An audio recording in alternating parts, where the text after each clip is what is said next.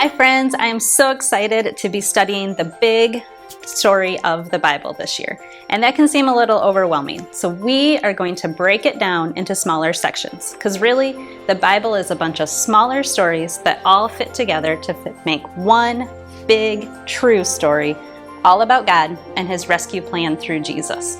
So when we go all the way to the beginning, we start at creation, when God created the world. But we know that God created it perfect, but it didn't stay that way.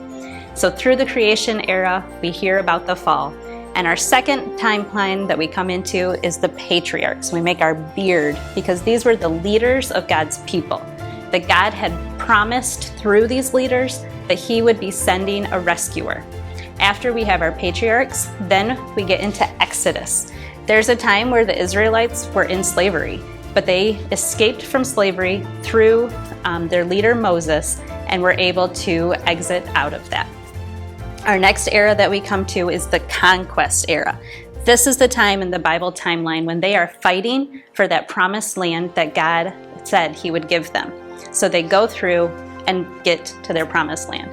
After they have done their conquest, then they have a time of judges. These are the people who helped lead God's Israelites by telling them God's ways and the way they were supposed to live, set apart for him. But they weren't happy with that. They wanted to be like all the other nations, and they asked for a king, even though that was never part of God's original plan. But God gave the people what they wanted, and we enter the kingdom era. And sadly, some of these kings didn't make great choices, and we'll hear about some of them. And from the kingdom era, because of bad choices they made, the Israelites were taken into exile. They were taken out of the promised land and had to live in a foreign land. But God, in his goodness, brought them to the return, where they returned back to the promised land. And after that happy time is followed by years of silence. God didn't speak to his people for 400 years. But the silence was broken with the good news of the Messiah that would come. And this is when we enter into the New Testament of our Bible with our Gospels. This time period is when Jesus was on land, on earth. This was the promise that God had formed all the way in the beginning, and we could now see Jesus here on earth. After the Gospels, we have the church. We are the church. The New Testament shows us how we live.